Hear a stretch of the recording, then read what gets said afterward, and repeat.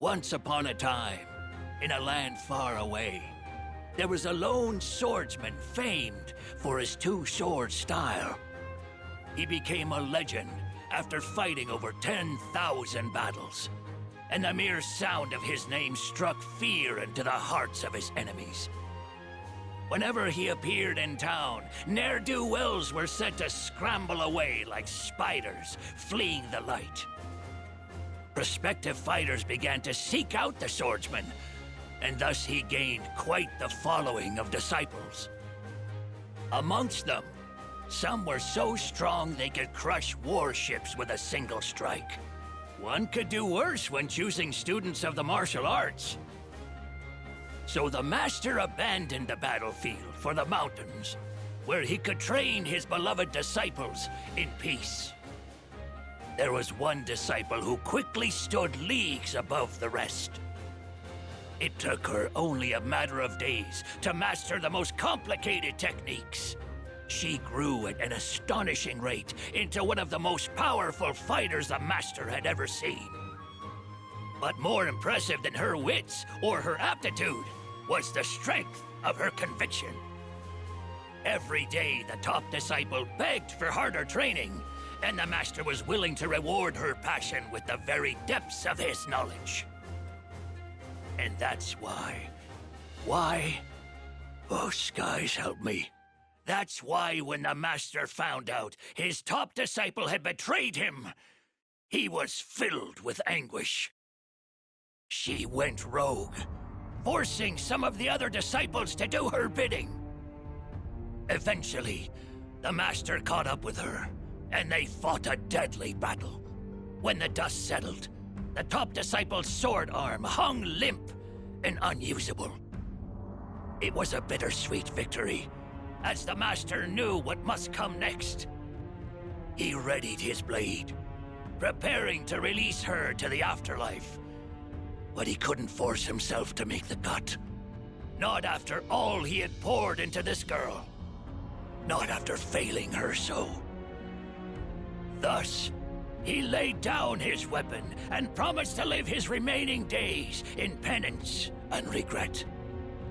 Oh, how our good intentions cloud even the most prescient vision. Having thrown away his name, his blade, and his path, he set out back into the world, but this time swearing no one would suffer from his tutelage again.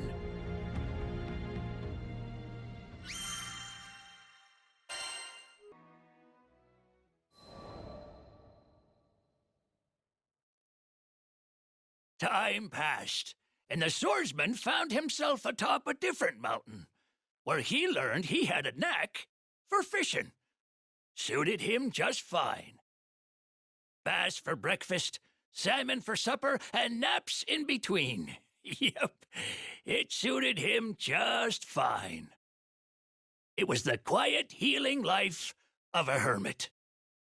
Sometimes, when he needed supplies, he would go down to the village and train the locals in a little sword work. That made his coin purse jingle again. But this peace wasn't to last for the swordsman. He discovered his top disciple was back to her wicked ways, and, sword in hand, he vowed to conclude her story for good. This was his true purpose for traveling with the crew, though the young captain never suspected the little Harvan fisherman was harboring such a dark secret.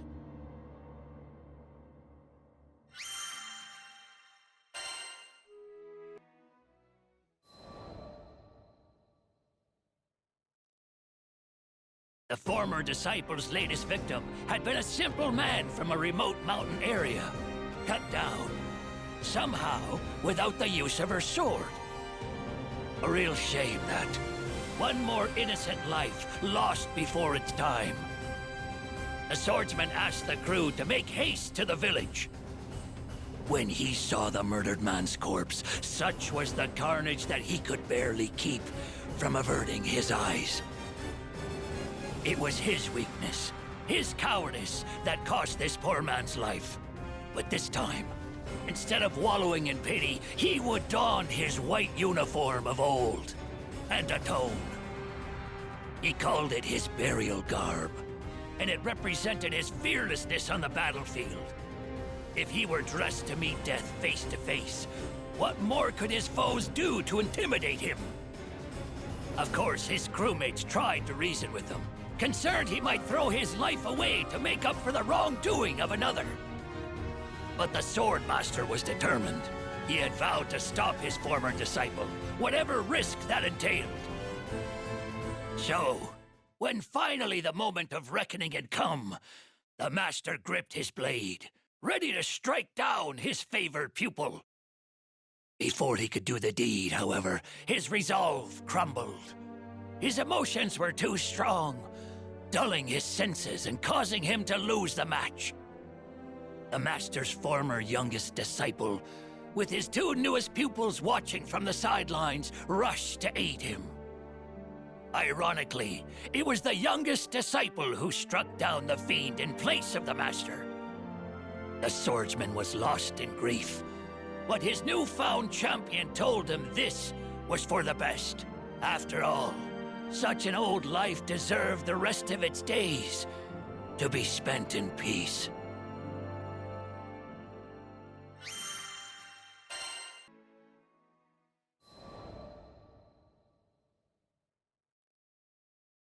After joining up with the crew, I've had some helter-skelter days, let me tell you.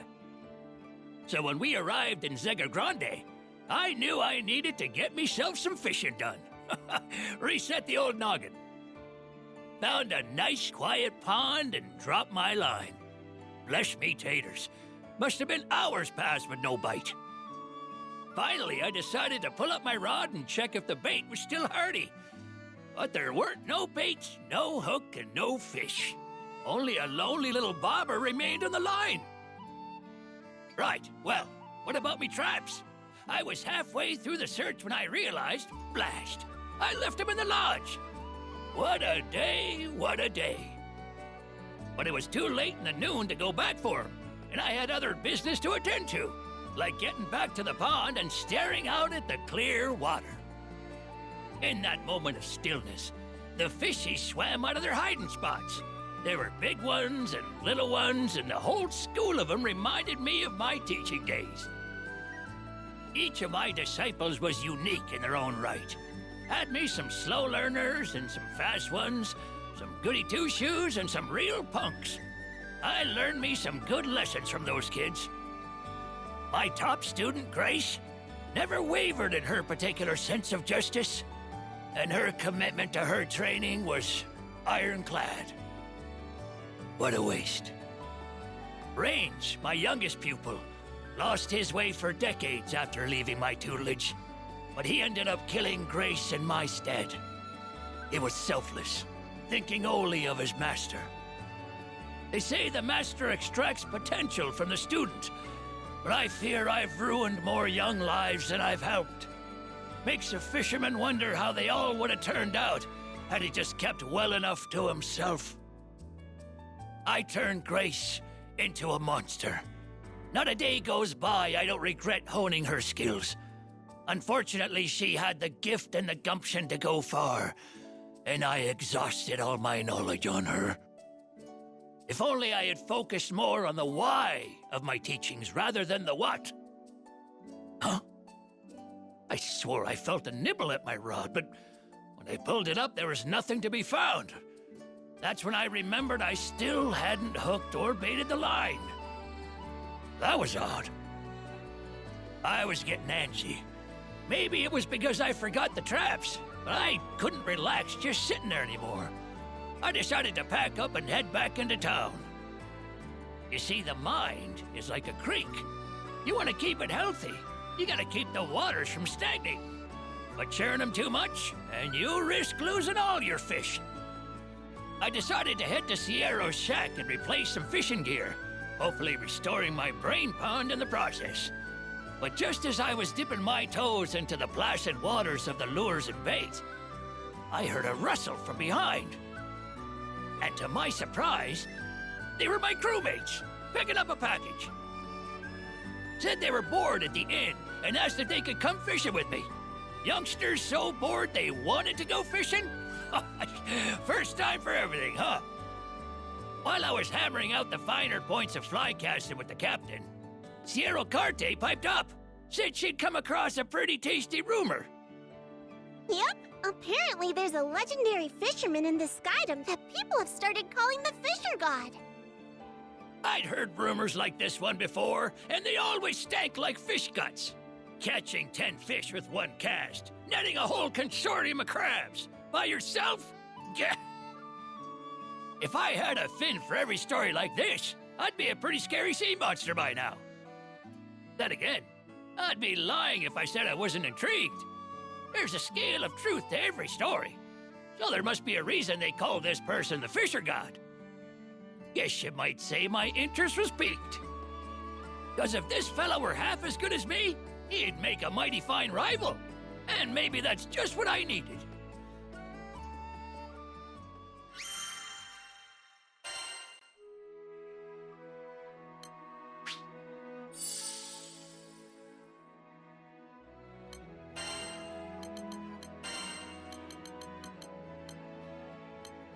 I'll look after you.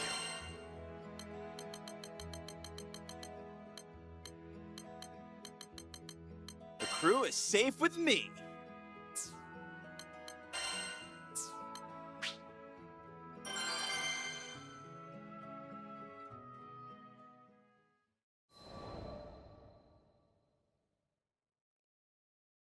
After some consideration, I decided I would test my mettle against this so-called Fisher God. The captain, Lyria, and Varen wanted to help out too. I asked around town where I might find such a rival, but he proved to be as mythical as his title suggested. Rumor had it that he appeared at ponds, peaks, and valleys. The others garnered about the same information, which only further piqued my interest.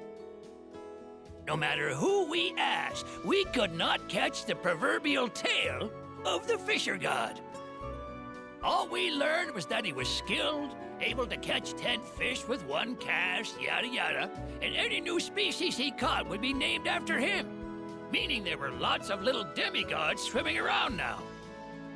With only tales of his escapades to feed us and no concrete info, we grew weary. You can't sustain a healthy rivalry on rumor, after all. We needed to change our approach and re-examine the facts. All of the stories were about places he visited, meaning he'd never been spotted in town. With that in mind, we enlisted Sierra Carte to speed up the investigation. Sure enough, after a few days' time, she gave us a map dotted like it had the chickenpox. There were stamps on ponds and lakes, glaciers and volcanoes, and even a poisonous swamp. All of them locations where he'd been spotted. So, the old fart got around, did he? Good to know he had an adventurous streak. After staring at the map for a while, I realized there was one place conspicuously without a stamp. It was the most dangerous island of all, known for the molten lava covering its surface. Going off my hunch, Sierra Carte did a little more digging around, and we learned a man with a fishing rod chartered a ship there a few days ago.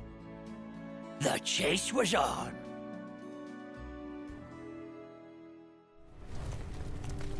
So, who's ready to shove off? Now, where's this Fisher God?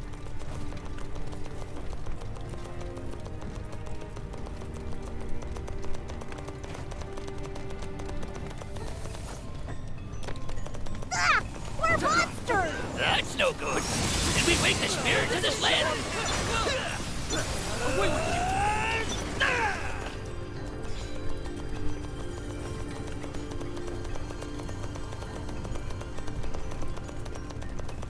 Are you really gonna fish in a dangerous place like this? Of course! We're not dealing with your average angler here. This is a Fisher God wrap. Now, you should have left supplies or tracks or something. Keep your eyes peeled. Okay, but we better be careful while we search. Over here, you done!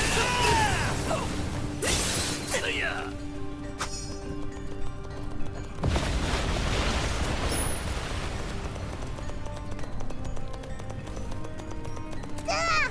Don't If I were a fisher god, this is probably the bait I'd use. Just a hunch, though.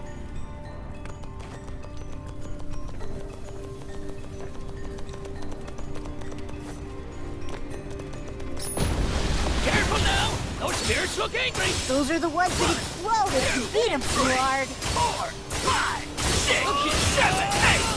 Nicely, boy!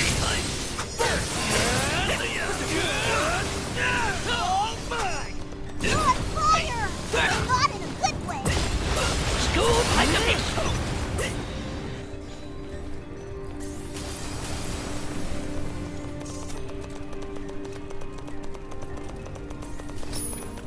We've come pretty far. This keeps killing. Just a matter of time before we're there. Now hop to it. Huh? Looks like somebody came through here, and they were collecting magma worms.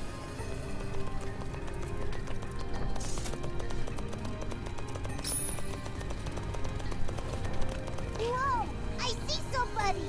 Maybe it's the Fisher God. Very well could be. Give him a hello and see what's up.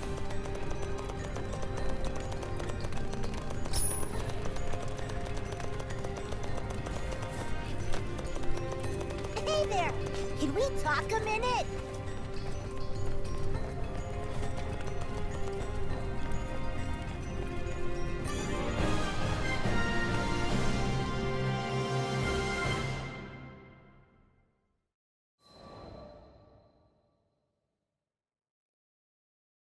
Hey, mister. What the heck are you doing out here? What's it look like? I'm fishing. What fish? You might catch a few rocks if anything at all. We fish, therefore they are. It's the deepest waters what hide the greatest prizes. The proverb left his lips like a right prophet. This had to be our fisher god. I still don't get how fish could survive in lava. And that's your problem. His answer was cryptic, but it had its own logic. The captain, Lyria, and Vern cocked their heads to the side in confusion. Clear water or molten rock? Cast the rod and catch the fish. Truer words were never spoken, friend. Guess I've learned me something over the years. Those unblinking eyes, that unrelenting hunger for the catch. His tools were top-notch. More importantly, however, he had the aura of a man born to hunt the seas. But I didn't come to admire him. May we presume you are the fisher god? And to what do I owe the accusation? What do you say to a little fish-off betwixt the two of us? Ah, now there's a song to my ears. It would be my honor. And thus, the net was cast.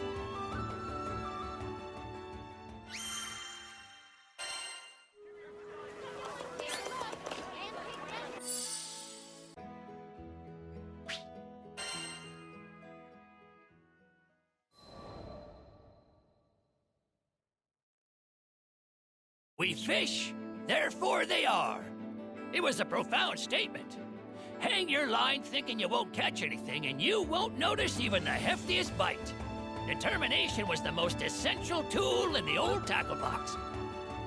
But then again, we were sat up next to a lava lake, and I would need more than simple chutzpah to pull a fish out of there. Luckily, I had me secret weapons. Someone came prepared. Beautiful, ain't they?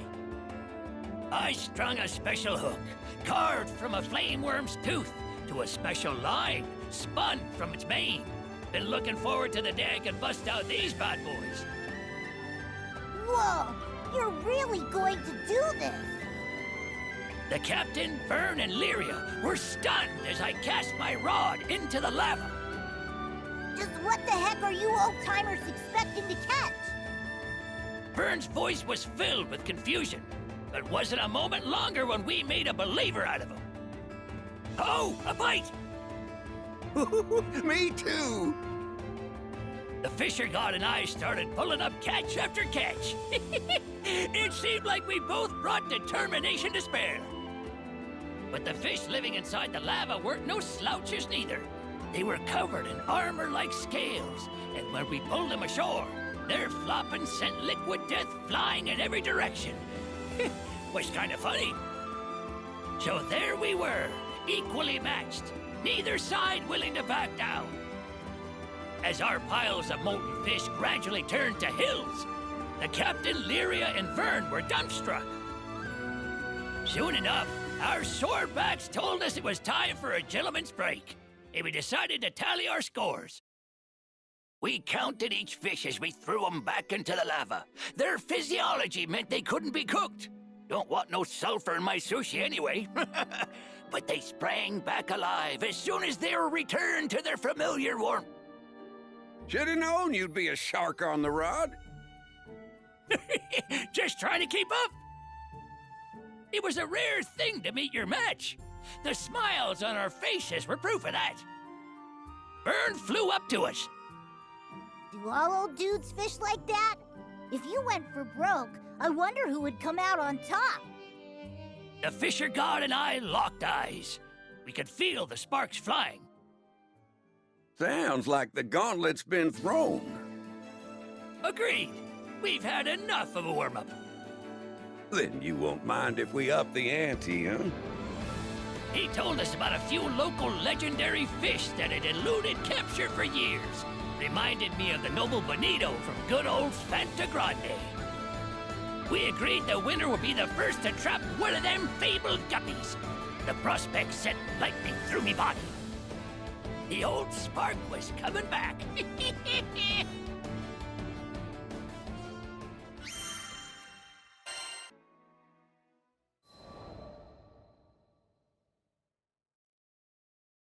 Now I just had to track me down a living, swimming myth. Couldn't be that many lakes harboring legends, right? Turns out there were few eyewitness accounts of such fish. Guess they didn't like flashing their scales as much as the Fisher God. But I knew they had to exist. Why would he make up the challenge? So back to Sierra we went. She kindly asked the Fishermen's Guild and scholars to lend their assistance. They told us of a potential target. A beautiful fish, said to have the loveliest iridescent scales in the world. But it had never been caught, so it had yet to receive a proper name within academia. As if to tempt me more, we learned the locals called it the jewel fin. Catching it would be like grabbing a cloud, but the more I heard, the more I needed it. Surely it was a fool's errand. Too bad I was beside myself with determination. A being that existed somewhere between reality and rumor, I had to catch me some of that. Thus, in the coming days, whenever I found a semi-reliable lead, I would fly to the spot and cast my line. Went to salt lakes where a sip of the water would dry you to the bone.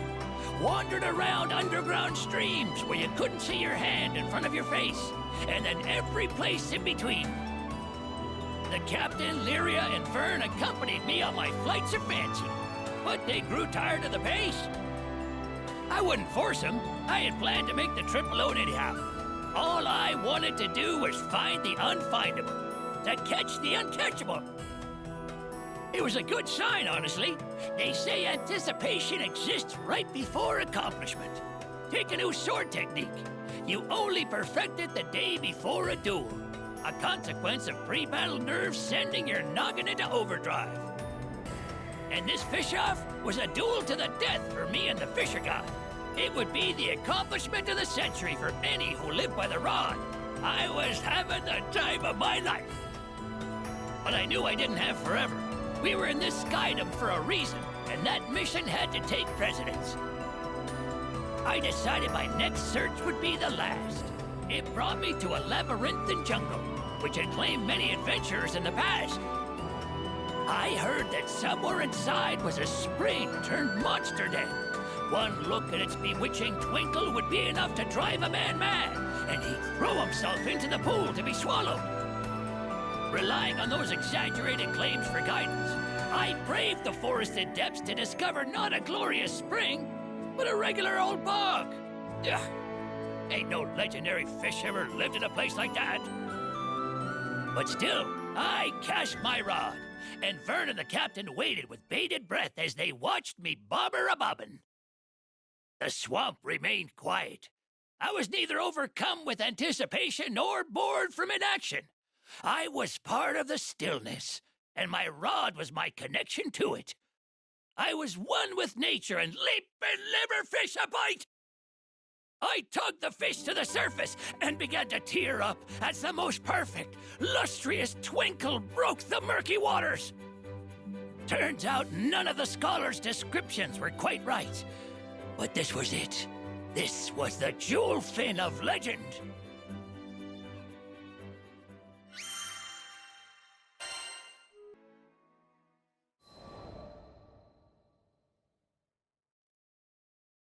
How's this for a catch? I proudly displayed the jewel fin before the fisher god.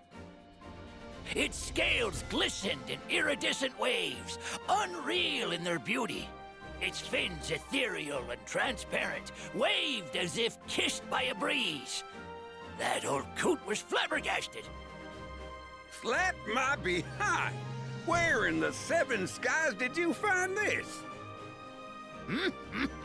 That was a delicious reaction.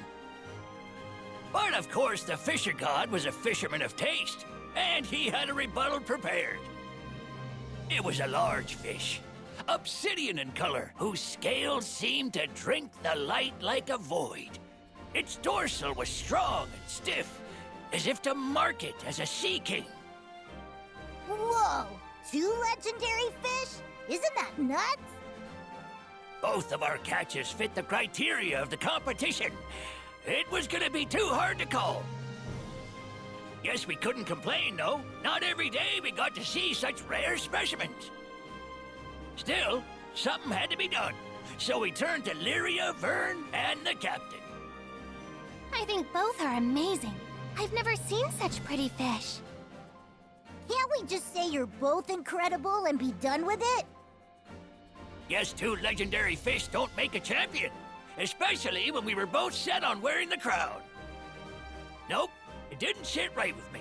Our rivalry pushed the craft of fishing forward, hadn't it? There was fire in our guts, and we deserved to name a proper victor.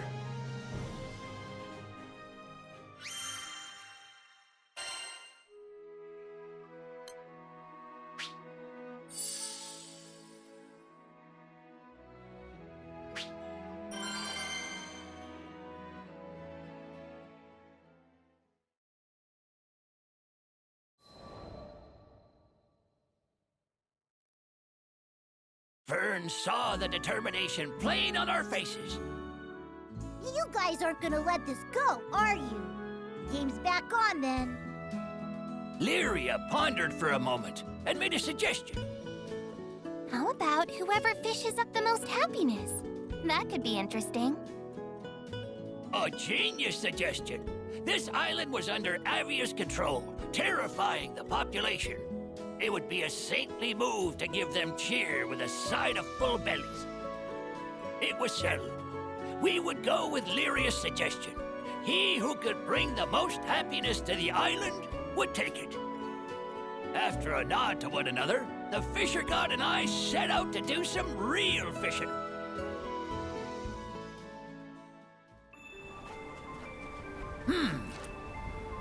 Move it or lose it, folks. Hope we come across a good fishing spot. In this blizzard, how are you gonna even see your rod? Ancient technique.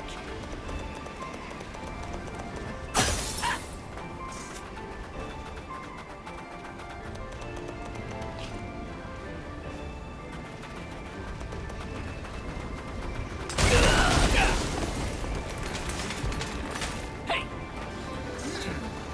I can hear running water. You think this here hole has a river at the bottom?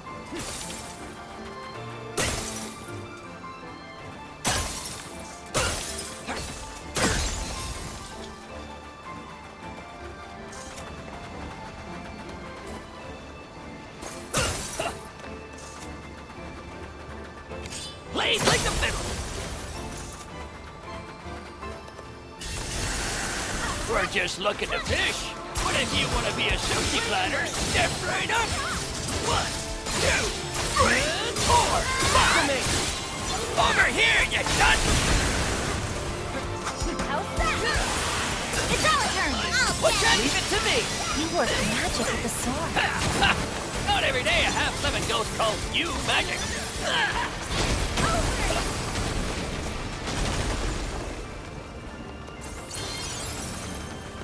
School like a fish. Can fish even live in weather this cold? The colder the weather, the better the fish. Make some good barbecue. And be big. There's something cool every day. Overdrive surge. Here goes! You got it. Great! Let's keep it up.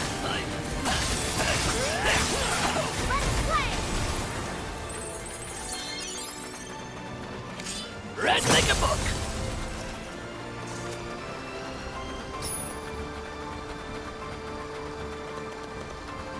Ooh, that spot looks swell.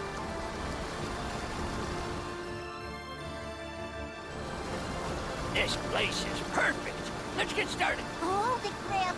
Looks like the monsters caught our scent. Curse their timing. We'll clean them up right quick. Where you looking? Watch and learn. 1, 2, 3, 4, Let's go! right behind you. Get ready for the next one! Right. Okay, got it. It's over. Slash and bash. How's about we end it? Whew. That takes care of that. I wouldn't be so sure. Looks like we got a big fella on our hands next. For real? We don't have time for this. Yep. And judging by its bad attitude, I don't think it's gonna let us leave without a fight.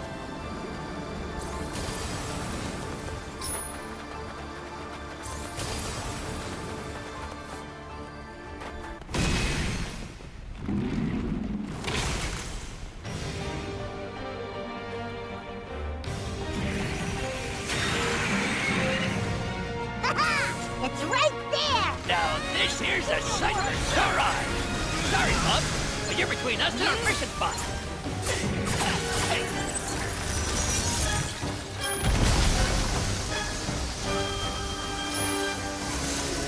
Gotta break it out of that ice! Go You do time. good work! It's go time! I'm on it. Leave it to me! 4, It's not over yet! Understood. 7, 8, You wanna get 9. Heads up, guys. You just move it carefully!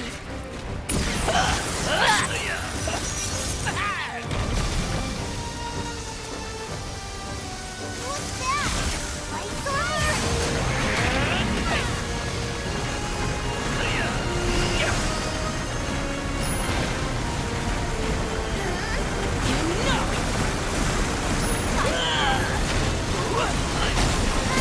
Nice. Incredible good one! Too hot to handle! Phew! That was Just testing you, lad. Mercy. Appreciate it. Want a drink? He's taking all that damage, but that hasn't slowed it down a bit. Better try to finish it off before we get exhausted.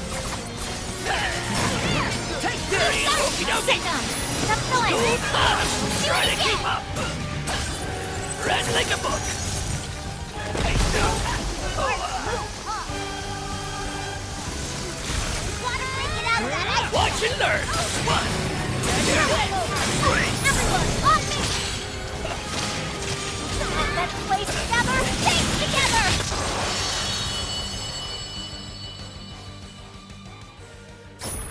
One more! Oh, that's good! Got my casting arm all warmed up. Oh! I hope we didn't scare off the fish. Ha! Wait a minute. It's over?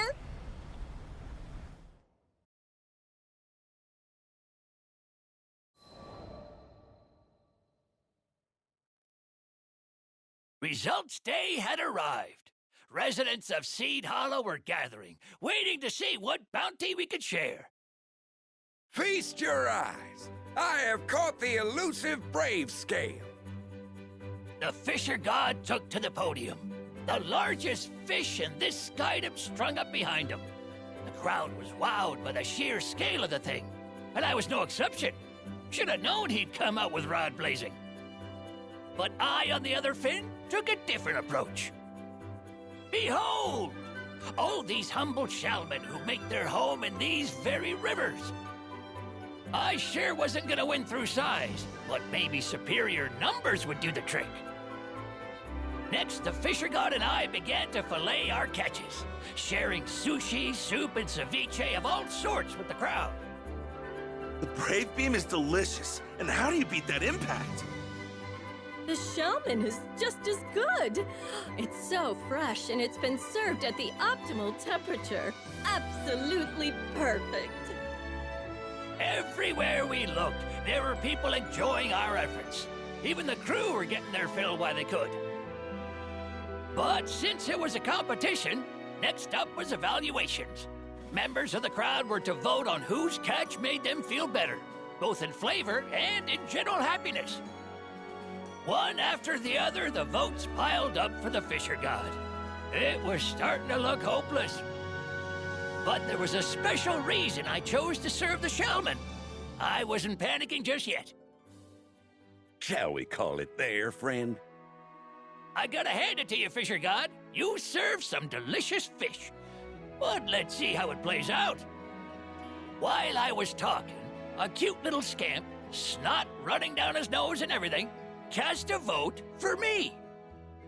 You didn't want to vote for the big fish, sweetie? It was too big and scary. I like the small fishies. The fisher god's breath caught for a moment, and I knew he understood my plan.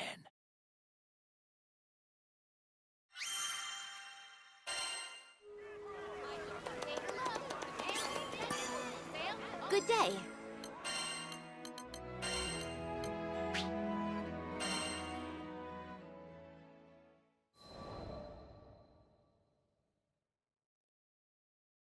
The fisher god bowed his head and admitted I was the winner.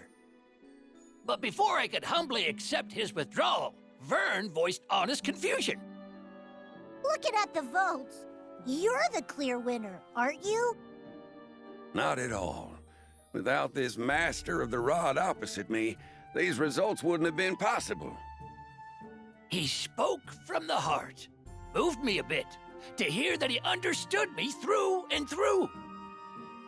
It's ordinary fish, ones we consume daily, that bring us health and happiness.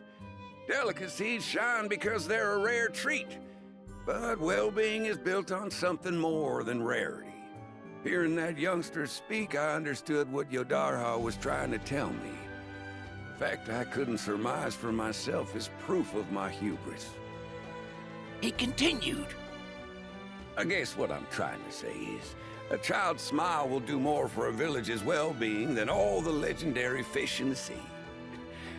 That's what I should have been aiming for. A smirk sat on his lips as he turned to me.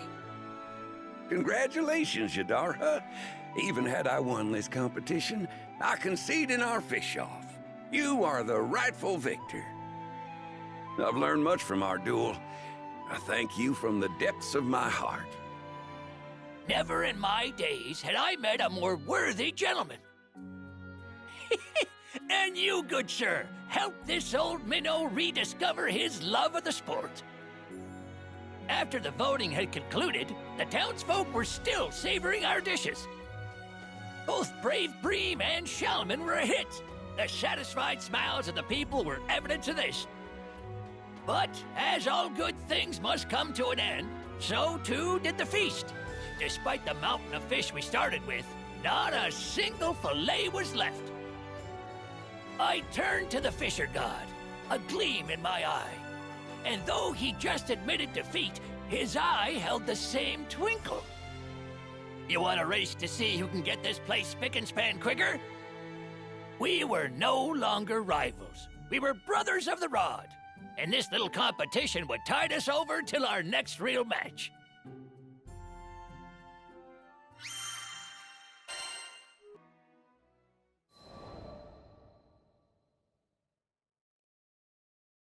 We were shopping at Sierro's when the merchant herself popped up from behind the counter. Apparently she'd been waiting on us, ready to share the latest sea-worthy gossip. A certain rumor rumor swam earlier this month. You see, people are saying there are 2 fisher gods working the skydom. Would you know anything about that? Vern and Lyria gasped in surprise before turning to give me a curious look. Could it be? You know, I never meant to keep making a name for myself, but old habits die hard, don't they? Sounds like quite the handsome fella. Can't wait to meet him.